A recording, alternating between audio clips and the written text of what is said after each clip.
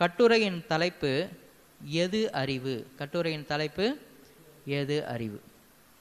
இந்த அறிவை நமக்கு தரக்கூடியது கல்வி மட்டுமே. கல்வியினோட பயன் தான் என்னது? அறிவை தரக்கூடியது. கல்வியினோட பயன் அறிவை கொடுக்கக்கூடியது தான் கல்வியினோட பயன். ஆனால் கல்வி என்றால் என்னவென்பதை பற்றி சற்று ஆராய்வோம்.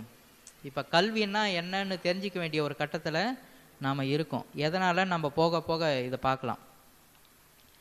இதன் பொருளை உணர்ந்தால்தான் கல்வியின் நோக்கத்தை நம்மால் உணர்ந்து கொள்ள முடியும். நாம் கல்வி கற்பது பிற்காலத்தில் இன்பமாக இருக்க வேண்டும் என்பதற்காகத்தான். ஆனால் விளைவு என்ன?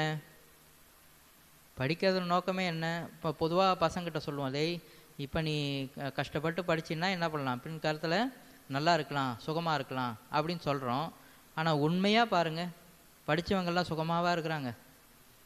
போட்டி, பொறாமை, வஞ்சகம், சூழ்ச்சி, பழிவாங்கும் உணர்ச்சி, ஏமாற்றம், மன அழுத்தம் என இவை தான் மிஞ்சியது. உலகத்தில் இது மட்டும்தான் இருக்குது. ஒன்று சூழ்ச்சி பண்ணி என்ன பண்ணுறான், அவனோட அந்த கல்வியினால் பெற்ற பயன் அறிவு, அந்த அறிவை வச்சுக்கிட்டு எதோட எதை கலக்கலாம், எப்படி டூப்ளிகேட் செய்யலாம், எப்படி மக்களை ஏமாற்றலாம், எந்த கெமிக்கலை எப்படி கலக்கலாம், எங்கே காசு கொடுத்து லஞ்சம் கொடுத்து என்ன பண்ணலாம் அப்படின்னு சொல்லி இந்த அறிவு என்ன பண்ணுது? படித்தவங்க தான் என்ன பண்ணுறான், குண்டே வைக்கிறான். அப்போது கல்வி எது? கல்வி அப்படின்னா எது கல்வி? கல்வி இப்படிப்பட்ட விஷயத்தையா போதிக்குது? பின் எதுதான் கல்வி? இங்குதான் கல்வியின் முடிவான நிலை நம் மகான்களால் நமக்கு அருளப்படுகின்றது. அப்போ கல்வின்னா என்ன? அந்த வார்த்தை இருக்கு இல்லையா, அந்த வார்த்தைக்கான பொருளை முதல்ல நம்ம தெரிஞ்சுக்கணும் அப்படின்னு சொல்கிறாங்க. என்ன அப்படின்னு பார்க்கும்போது, கல்லுதல் என்பதற்கு தோண்டுதல் என்று பொருள். கல்லுதல்னா என்னது? தோண்டுதல். கிணற்றினை உருவாக்க வேண்டுமானால் முதலில் நிலத்தை தோண்ட வேண்டும். ஒரு இடத்துல தண்ணி ஓட்டம் இருக்குன்னு பார்த்தாச்சு, அது சமதளமாக இருக்குது, இந்த இடத்துல தண்ணி ஓட்டம் இருக்குங்க அப்படின்னு சொல்லி பார்த்தாச்சு. அப்போ முதல்ல என்ன பண்ணுறாங்க? தோன்றாங்க. அந்த தோண்டுதல் என்னது? முதல்ல அந்த தண்ணி ஓட்டம் இருக்கிற இடத்த தேவையில்லாதெல்லாம் போய் அடைச்சிட்ருக்கு, இந்த தேவையில்லாததெல்லாம் தூக்கி வெளியில் போடுறதான் தோண்டுதல். அப்போ என்ன சொல்ல வராங்க? நிலத்தை தோண்ட வேண்டும். கிணற்றினை உருவாக்க வேண்டுமானால் முதலில் நிலத்தை தோண்ட வேண்டும். அதாவது ஊற்றுக்கண்ணை மூடியிருக்கும் தேவையற்ற மணல், கற்கள், பாறைகள் இவற்றை முதலில் தோன்றி அகற்ற வேண்டும். இவ்விதம் செய்து ஊற்றுக்கண்ணை திறந்துவிட்டால் பிறகு தண்ணீர் தானாகவே ஊற ஆரம்பித்துவிடும். அதுபோல் நம்முள் இருக்கும் தேவையற்ற அழுக்குகளை களைதல் வேண்டும். வெட்டி வேரோடு எடுக்க வேண்டும்.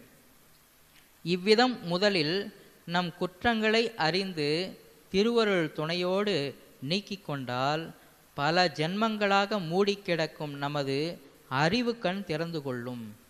அறிவு கண் அங்கே எப்படி ஊத்துக்கண்ணு திறந்துச்சுன்னா தண்ணி பாட்டுக்கு ஊறிக்கிட்டே இருக்கு இல்லையா, அந்த மாதிரி நம்ம கிட்ட இருக்கிற அழுக்குகள்லாம் நீங்கிடுச்சுன்னா, தேவையற்றதெல்லாம் நீங்கிடுச்சுன்னா உள்ளே இருக்கிற அறிவுக்கண், அருட்கண் திறந்துரும் அப்படின்னு சொல்கிறாங்க. இதைத்தான் திருவள்ளுவ பெருந்தகை கற்க கசடு அற அப்படின்னாங்க. இந்த கற்க கசடு அற என்றார். அதாவது படி, குற்றங்களை நீக்குவதற்காக படி என்பதே இதன் பொருள். படி எதுக்காக படிக்கணும்? குற்றங்களை நீக்குவதற்காக படி அப்படின்னு சொல்லி. ஆனால் இதற்கு எதை படிக்க வேண்டும்? அப்படி குற்றங்களை நீக்கிறதுக்கு எதை படிக்கணும்? வேற ஏதாவது புக்கு எல்லாம் படித்தா குற்றம் நீங்குமா? அன்பு உள்ளங்களே, நாம் இப்போது படிக்கும் கல்வி வாழ்க்கை கல்வி அல்ல. இது நம்முள் இருக்கும் குற்றங்களை நீக்க உதவாது.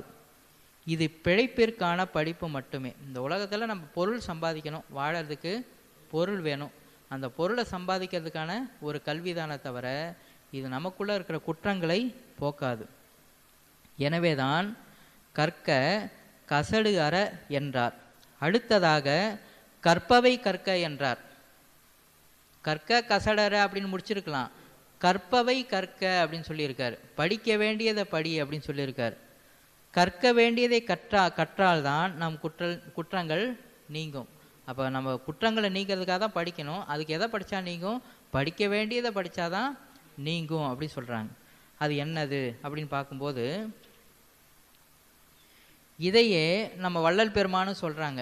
கற்குமுறை கற்றறியேன் கற்பன கற்றறிந்த கருத்தர் திருக்கூட்டத்தில் கழித்திருக்க அறியேன் அப்படின்னு சொல்லி என்ன பண்ணுறாங்க, திருவருப்பால ஐயா வந்து பாடியிருக்காங்க வள்ளல் பெருமான்.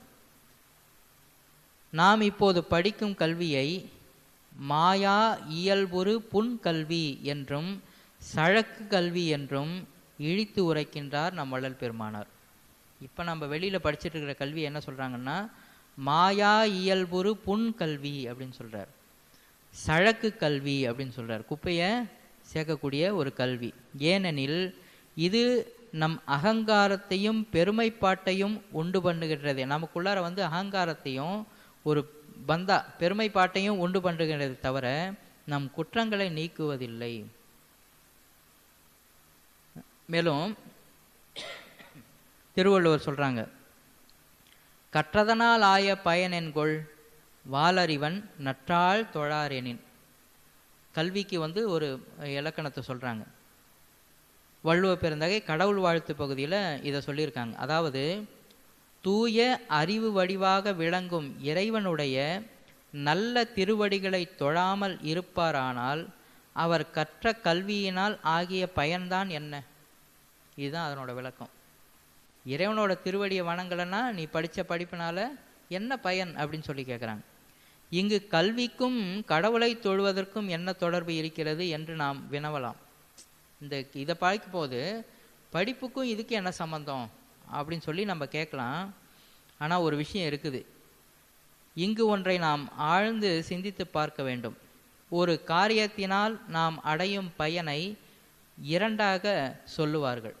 ஒரு காரியத்தினால் நமக்கு கிடைக்கக்கூடிய அந்த லாபம் பயனை வந்து பெனிஃபிட்டை ரெண்டாக சொல்கிறாங்க. ஒன்று அவாந்திர பயன், மற்றொன்று முடிவு பயன். ஒன்று அவாந்திர பயன், மற்றொன்று முடிவு பயன். இடையிடையே ஏற்படுவது அவாந்திர பயன். ஒரு இடத்துல நீங்கள் சென்னையிலேருந்து ஒரு இடத்துக்கு நீங்கள் புறப்படுறீங்க, திருப்பதியிலேருந்து நீங்கள் வரீங்க. இப்போ திருப்பதியிலேருந்து உங்கள் இலக்கு எது? திருவண்ணாமலை. திருவண்ணாமலைன்றது முடிவு பயன். நீங்கள் திருப்பதியிலேருந்து கிளம்பி வரும்போது எத்தனை ஊரை நீங்கள் கிராஸ் பண்ணி வரீங்க?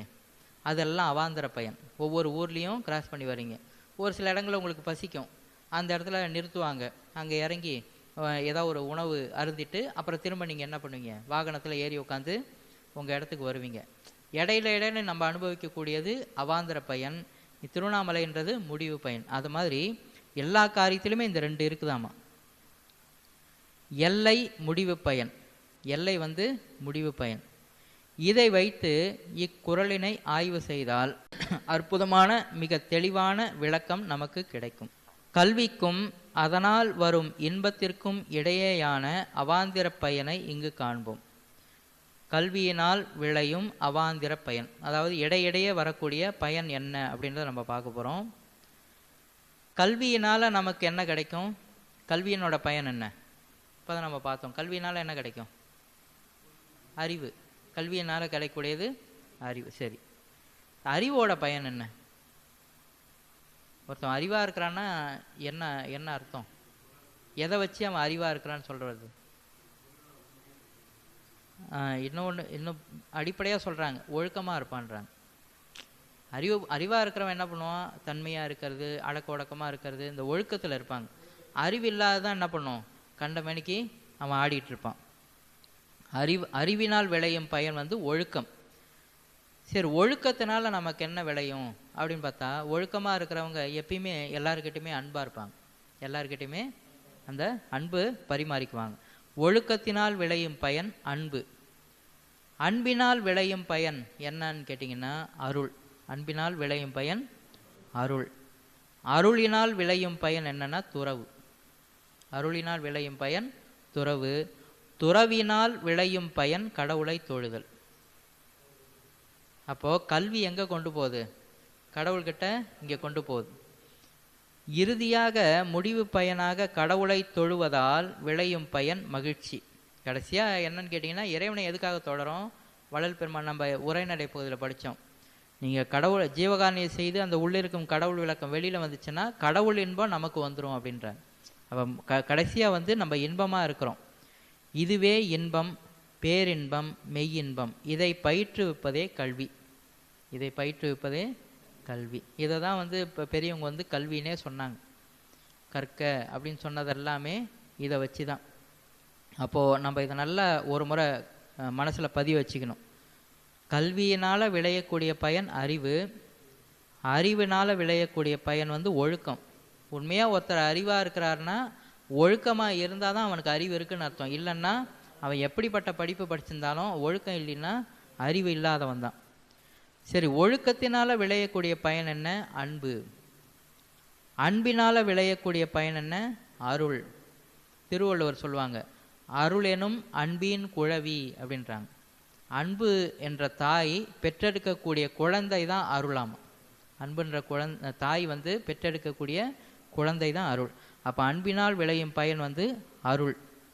நம்ம வள்ளல் பெருமானும் சொல்லுவாங்க, ஜீவகாரண்யம் உண்டானால் அன்பு உண்டாகும், அன்பு உண்டானால் அருள் உண்டாகும், அருள் உண்டானால் சிவானுபவம் உண்டாகும்வார்.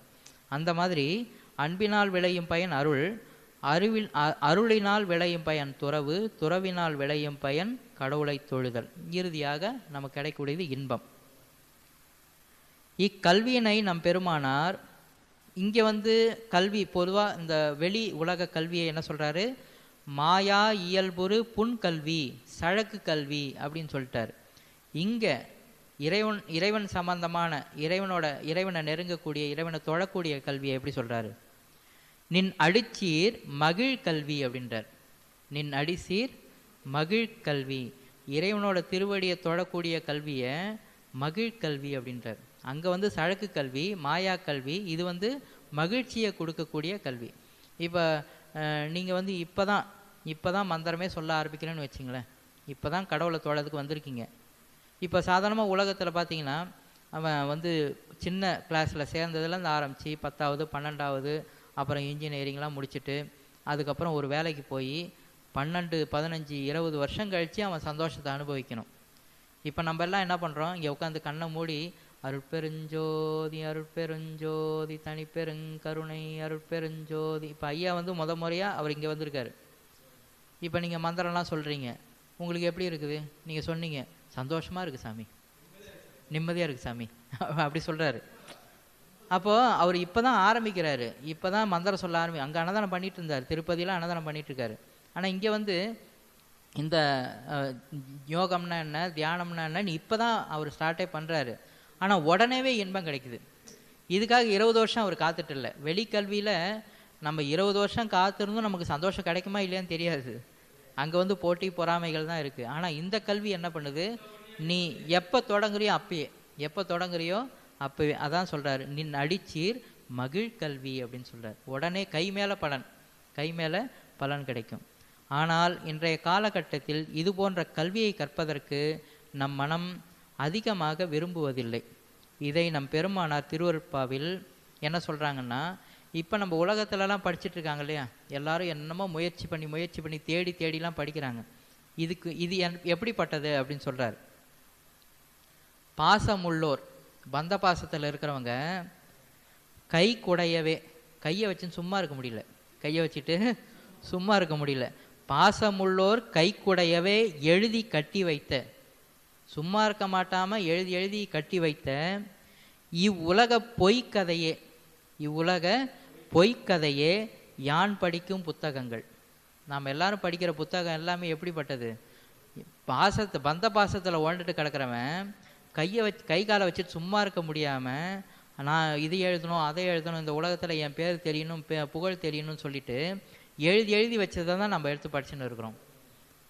ஆனால் இதுவே என் மனசு எதுக்கு ஒத்துக்க மாட்டேங்குது அப்படின்னு கேட்டிங்கன்னா, நேசிக்கும் நல்ல நெறியாம் சிவாகம நூல் வாசிக்க என்றால் என் வாய் நோகும். பெரிய வேதங்கள், நம்ம திருவருட்பா, இந்த மாதிரி நூல்களை படிக்கணும்னா என் வாய் நோகுது. ஆனால் இந்த வெளி உலக கதைகளை பேசக்கூடிய பந்தபாசில் இருக்கும் எழுதின விஷயங்களை படிக்கணும்னா எனக்கு அதுக்கு நோகிறதே இல்லை. சந்தோஷமாக நான் போய் படிக்கிறேன். இதை ஐயா சொல்கிறாங்க, பாசமுளோர், நான் உலகத்தில் என்ன பண்ணிகிட்ருக்கேன், பாசமுளோர் கைக்குடையவை எழுதி கட்டி வைத்த இவ்வுலக பொய்க்கதையே யான் படிக்கும் புத்தகங்கள் அப்படி சொல்கிறாரு. ஆனால் எதை படிக்கிறதுக்கு இந்த உலக உயிர்கள் ஜீவர்களெல்லாம் கஷ்டப்படுறாங்கன்னு கேட்டால், நேசிக்கும் நல்ல நெறியாம் சிவா ஆகம நூல் வாசிக்க என்றால் என் வாய் நோகும் அப்படின்றது. ஐயா எனக்கு அது ரொம்ப கஷ்டமாக இருக்குது, எனக்கு புரிய மாட்டேங்குது அப்படின்னு சொல்லி என்ன பண்ணுறாங்க, அதுக்கு கஷ்டப்படுறாங்க. என்றும் ஜீவர்களாகிய நம் மனோநிலையை எடுத்து உரைக்கின்றார். பந்தபாசத்தில் உழலுவோர் உரைத்த தேவையற்ற செய்திகளை படிப்பதற்கும் பார்ப்பதற்கும் பல மணி நேரம் செலவிடும் நம்மால் பற்றுகளை துறந்து மனோலயம் செய்து அருள் நிலை நின்று உரைத்த நம் அருட்பாக்களை அரை மணி நேரம் பாராயணம் செய்யவோ, அது குறித்து சத்சங்கம் கேட்கவோ, அவ்வழியில் நிற்கவோ, தியானம் செய்யவோ முடிவதில்லை. நேரமில்லை என்று காரணத்தை சொல்லி தவிர்த்து விடுகின்றோம். எனக்கு நேரமே இல்லைன்னு சொல்லிட்டு என்ன பண்ணுறாங்களாம், காரணத்தை சொல்லி தவிர்த்துடுறோம் அப்படின்னு சொல்கிறார். இவ்விதம் இருந்தால் நமக்கு மெய்ப்பொருள் விளக்கம் எப்படி ஏற்படும்? இதனால் மெய்யறிவும் விளங்காது, மெய்யின்பமும் கைகூடாது. நம்ம நிரந்தரமான இன்பத்தையும் அனுபவிக்க போகிறதில்ல, மெய்யறிவும் விளங்க போகிறதில்ல. பொய்யறிவிலே வாழ்ந்து பொய் இன்பத்தையும் அனுபவித்து அப்படியே போய் சேர வேண்டியது. மேலும் கல்வியினால் விளையும் அவாந்திர பயனை வைத்து பார்க்கும்போது அறிவின் மற்றுமோர் கோணமும் விளங்குகின்றது. அது என்னவெனில், ஏன்னா அறிவினால் விளையும் பயன் ஒழுக்கம், ஒழுக்கத்தினால் விளையும் பயன் அன்புன்னு சொல்கிறார் இல்லையா, அதை வச்சுட்டு இங்கே சொல்கிறாங்க, அறிவினான் ஆகுவதுண்டோ பிரிதின் நோய் தன்னோய் போல் போற்றாக்கடை. பிரிதின் நோய் தன்னோய் போல் போற்றாக்கடை. மற்ற உயிரின் துன்பத்தை தன் துன்பம் போல் கருதி காப்பாற்ற நினைக்காத போது பெற்றுள்ள அறிவினால் ஆகும் பயன்தான் என்ன? இதுதான் இதனோட பொருள். பெற்றுள்ள அறிவினால் இன்னொருத்தரோட துன்பம் தன் துன்பமாக பார்த்து அதை காப்பாற்ற இறங்காத போது, அதுக்கு நீ யோசித்து செயல்படாத போது நீ பெற்ற அறிவினால என்ன பயன்? அன்பின் வழியது உயிர்நிலை என்பதும் வள்ளுவ பெருந்தகையின் வாக்கு. கிணறு, இன்னொரு விஷயம் சொல்கிறாங்க, கிணறு குளம் போன்றவற்றில் உள்ள நீர் எவ்விதம் எல்லா ஜீவர்களுக்கும் பொதுவாய் நின்று பயனை தருகின்றதோ அதுபோல் ஒருவன் பெற்ற அறிவு பிறர் துன்பத்தை போக்கக்கூடியதாக அமைதல் வேண்டும். இல்லையாகில் அந்த அறிவினால் பயன் இல்லை. மேலும் அறிவு அற்றம் காக்கும் கருவி என்கிறது குறள். அறிவுன்றது என்னது? அற்றம் காக்கும் கருவி. தனக்கோ பிறருக்கோ அழிவு வராமல் காக்கக்கூடியதே அறிவு என்பதே இதன் பொருள். தனக்கோ பிறருக்கோ அழிவு வராமல் காப்பாற்றுறது தான் அறிவு அப்படின்றத இந்த அறிவு அற்றம் காக்கும் கருவி அப்படின்னு சொல்லப்படைய அந்த செய்யுளினுடைய வாக்கினுடைய பொருள். இது குறித்து ஜீவகாருண்ய ஒழுக்கம் எனும் நூலில் நம் வள்ளல் பெருமான் அருளியதாவது, ஜீவகாருண்யம் விளங்கும் போது அறிவும் அன்பும் உடனாக நின்று விளங்கும். அதனால் உபகார சக்தி விளங்கும். அதனால் எல்லா நன்மைகளும் தோன்றும். இப்போ ஜீவகாருண்யத்தை கடைபிடிக்கும் போது அங்கே என்ன வருதாமா? 2 விஷயம் வருது. அந்த தயிர் கடையிற விஷயம் சொன்னோம் இல்லைங்களா, தயிர் கடையும் போது மற்ற ஓட்டத்துக்கு கடையும் போது வெண்ணையும் நெருப்பும் வெளிப்படும்னு ஐயா சொல்லுவாங்க. நமக்கு கண்ணுக்கு தெரியறது அந்த வெண்ணெய் மட்டும்தான். பொதுவாகவே உராய்வில் உண்டாகக்கூடியது நெருப்பு. அந்த உஷ்ணத்தினால தான் அந்த நெகிழ்ச்சி என்ன பண்ணுது, மோர் தனியாகவும் வெண்ணெய் தனியாகவும் பிரிஞ்சு வருது. அந்த மாதிரி ஜீவகாருண்யம் செய்ய செய்ய அறிவும் அன்பும் உடனாக நின்று விளங்கும். அதனால் உபகார சக்தி விளங்கும். அதனால் எல்லா நன்மைகளும் தோன்றும். மேலும் இன்னொரு இடத்துல சொல்கிறாங்க, புலி சிங்கம் போன்ற மிருகங்களிடம் கருணை கிடையாது. அதனால் அறிவும் அன்பும் அதற்கு கிடையாது. புலி சிங்கம் வழங்கிட காட்டில் அதுங்களுக்கு கருணையே இருக்காது. அதனால் அதுங்கிட்ட அன்போ அறிவையோ நீங்கள் என்ன பண்ண முடியாது, எதிர்பார்க்க முடியாது. அதுக்கு 5 அறிவு தான். அதுக்கு 5. ஆகையால் அவை வாழுகின்ற காட்டில் அமைதியையோ ஒழுக்கத்தையோ நாம் எதிர்பார்க்க முடியாது. அதுபோல் ஜீவகாருண்யம், கருணை இல்லாத மனிதர்கள் வாழக்கூடிய இடத்திலும் நாட்டிலும் அறிவும் அன்பும் இருக்காது. ஜீவகாருண்யம் இல்லாதவங்க அந்த நாட்டிலையும், அவங்க இருக்கிற இடத்துலையும் சரி அந்த நாட்டிலையும் சரி அறிவும் அன்பும் இருக்காது. அதனால் அமைதியும் ஒழுக்கமும் இருக்காது. அத்தகையோரால் பிறருக்கு துன்பமே விளையும். ஏன், அவர்களுக்கே அவர்கள் துன்பத்தை ஏற்படுத்தி கொள்வார்கள் என தெள்ளத் தெளிவாக வரையறுத்து கூறுகின்றார்கள். இது வள்ளல் பெருமான் வாக்கு. எல்லாவற்றிற்கும் மேலாக மற்ற ஜீவர்களிலிருந்து நம்மை வேறுபடுத்தி மனித நிலையினின்றும் உயர்த்தி தெய்வ நிலைக்கு ஏற்றுவதே அறிவின் முக்கிய பணி. அறிவோட முக்கியமான வேலை என்னன்னா, நம்மளை மற்ற மிருகங்கள்ந்தும் வேறுபடுத்தி காமிக்குது. அதுக்கப்புறம் அது எங்கே கூட்டு போகுது? தெய்வ நிலைக்கும் நம்மளை உயர்த்தி கூட்டு போகுது. எனவேதான் தன்னை அறியும் அறிவே அறிவு என்றார் திருமூலர். தன்னை அறியும் அறிவே அறிவு அப்படின்னு சொன்னார் திருமூலர். அப்போ அறிவுன்னா எதை காமிக்கணும்? நான் யாருன்னு காமிக்கணும், நம்முடைய தலைவன் யாருன்னு காமிக்கணும். அதுதான் உண்மையான அறிவு. அதனால தான் நம்ம ஒரு நாள் என்ன பண்ணோம், எந்த கேள்வியும் வெளியில் கேட்காதீங்க, எல்லாமே உள்ளுக்குள்ளே கேட்டுங்கன்னாரு. ஆனால் நேற்று நம்ம பேருபதேசம் படிக்கும்போது கேள்வி கேளுங்கன்னு சொல்கிறார். விசாரணையில் என்ன பண்ணுறாரு? அந்த விசாரணை என்னவெனில், நம் நிலை எப்படிப்பட்டது, அதாவது கேட்க வேண்டிய கேள்வியாக கேட்டுக்கணும். ஆத்மாவுக்கு தேவையான கேள்வி, ஆத்ம விசாரணையே சம்பந்தமான கேள்விகளை, அந்த கேள்விகளை வச்சுக்கிட்டு நமக்குள்ளார கேட்டுக்கணும். அந்த கேள்விகளை தான் நம்ம, தேவையற்ற கேள்விகளை நம்ம கேட்டு நம்ம அதுக்கு பதில் தேடி நம்ம காலத்தை வேஸ்ட் பண்ணக்கூடாது. நம்முடைய நிலை எப்படிப்பட்டது, நம்மை அதிர்ஷ்டிக்கின்ற தெய்வத்தினுடைய நிலை எப்படிப்பட்டது என்று விசாரிக்க வேண்டியது. அதுவும் இல்லாமல் தெய்வத்தினுடைய உண்மை என்ன, இதையே நீங்கள் பிரார்த்தனையாக வைங்க அப்படின்னு சொல்கிறார். இந்த கேள்வியை வச்சுக்கிட்டே நீங்கள் இறைவனை நோக்கி வழிபாடு பண்ணுங்க அப்படின்றார். ஆக இந்த மாதிரி கேள்விகளை நம்ம கேட்டுக்கணும். தன்னை அறியும் அறிவே அறிவு. அப்போ இந்த மாதிரியான விசாரணை மூலயமா நாம் நம்ம யாருன்னு தெரிஞ்சு அதை உள்ளுக்குள்ளார நம்ம கடை தேரணும் அப்படின்னு சொல்கிறாங்க. நான் ஏற்கனவே சொன்ன விஷயத்தை தான் இங்கே சொல்கிறாங்க. அந்த விஷயம் சொன்னாங்களே அறிவு, அதை தான் இங்கே சொல்கிறாங்க. ஒரு பொருளை காணுதல் இந்திரிய காட்சி இந்திரிய அறிவு. ஒரு பொருளை காணுதல் இந்திரிய காட்சி இந்திரிய அறிவு. அதன் நாம ரூப குணக்குற்றங்களை விசாரித்து அறிதல் கரண காட்சி கரண அறிவு. அதன் பிரயோஜனத்தை அறிதல் ஜீவ காட்சி ஜீவ அறிவு. அந்த வஸ்துவின் உண்மையை அறிதல் ஆன்ம காட்சி ஆன்ம அறிவு. இவை எல்லாவற்றையும் கடந்து அருட்கண் அருள் அறிவு விளங்குகின்றது. இது எல்லாத்தையும் கடந்து தான் என்ன பண்ணுது, அந்த இறைவனாகிய கண் விளங்குது. இவ் அருள் அறிவை அடைவதே மனித தேகமெடுத்த நம் ஒவ்வொருவரின் நோக்கமாகும். இந்த அருளறிவினை அடைவதற்கான வழிகளை உள்ளடக்கியதே அருள் நெறியாம் சுத்த சன்மார்க்க நெறி. நம்ம சன்மார்க்க நெறிக்கு இன்னொரு பேர் என்னது? அருள் நெறி. அருள் நெறி ஒன்றே தெருள் நெறி, மற்றெல்லாம் இருள் நெறி என எனக்கு இயம்பிய சிவமே என்றார். அப்போ இந்த சன்மார்க்கத்துக்கு பேர் அருள் நெறி. அந்த அருட்கண்ணை திறந்துக்கணும். அதுக்கு அருள் நெறியில் நம்ம பயணப்படணும். இந்த அஞ்சாவதாக இருக்கக்கூடிய அந்த அருட்கண் திறக்கிறதுக்கு அருள் நெறியில் நம்ம பயணம் செய்யணும்.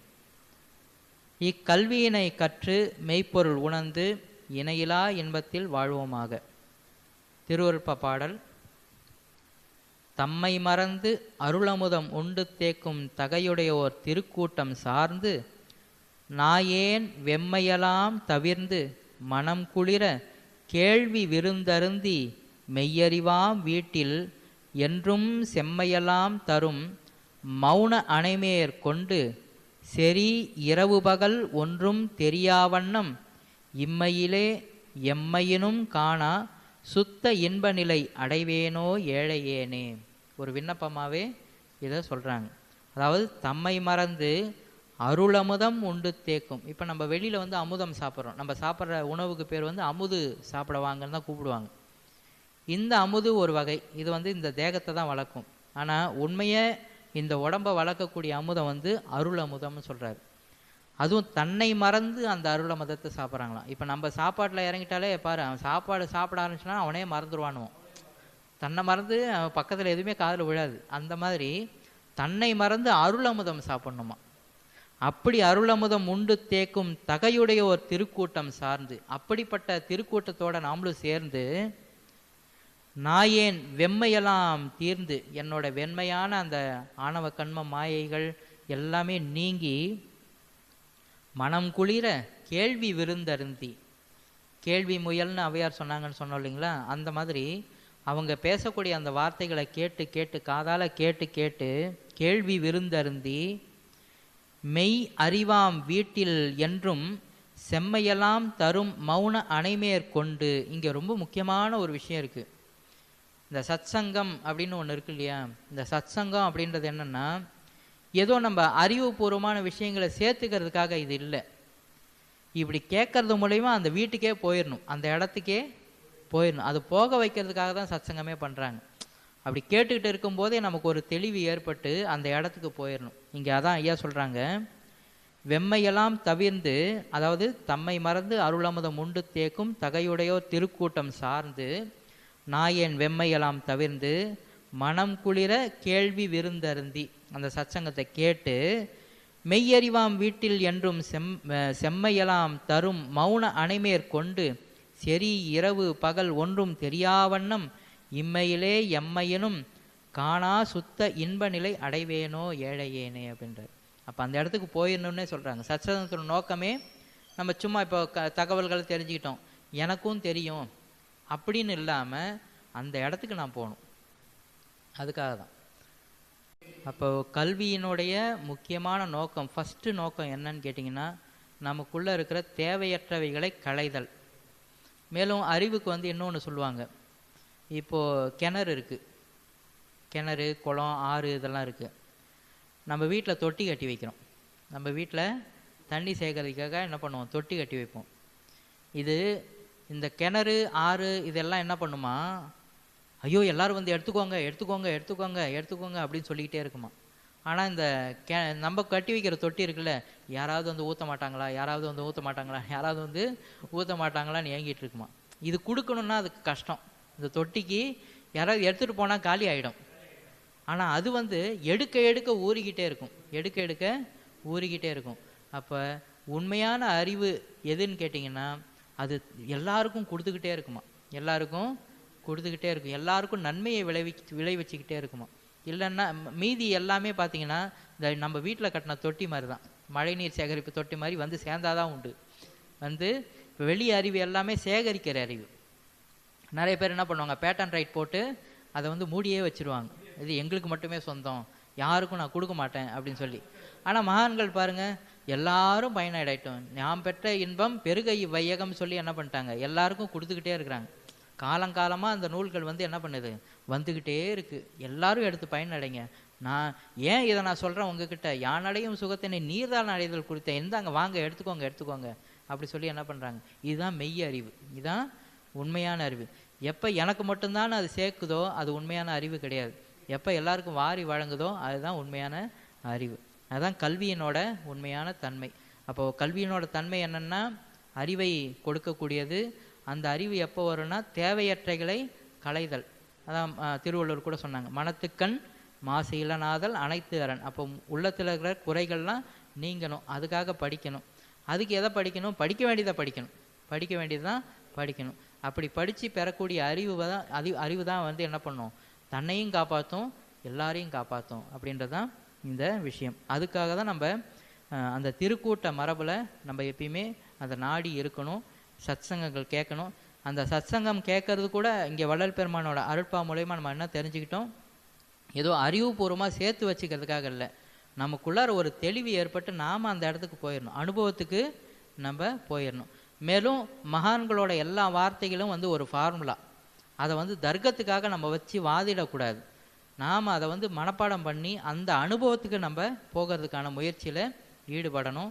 தியானத்தின் மூலயமாகவும் ஜீவகானத்தின் மூலயமாகவும், அதாவது சத்விசாரம் பரோபகாரம் ரெண்டு கண்ணா சொல்கிறார். நம்ம உள்ளுக்குள்ளார நம்ம விசாரணை பண்ணி தியானம் செய்து இறைவனை நினைச்சு உள்ளுக்குள்ளாரையும் போகணும், வெளியில் உயிர்களுக்கு உபகாரமும் செய்யணும். இந்த 2 விஷயத்தை செஞ்சு நம்ம அனுபவத்துக்கு போகிறதுக்கு பார்க்கணும். வள்ளல் பெருமானாகட்டும் எந்த மகான்கள் சொன்ன விஷயத்தையும் நம்ம அனுபவத்தில் கொண்டு போகணும் அப்படின்றது தான் இங்கே முடிவு. அதுதான் உண்மையான அறிவு. அதுதான் உண்மையான அறிவு. அதே போல் எப்பயுமே எனக்கு எதுவும் தெரியாதுன்னே இருக்கணும்.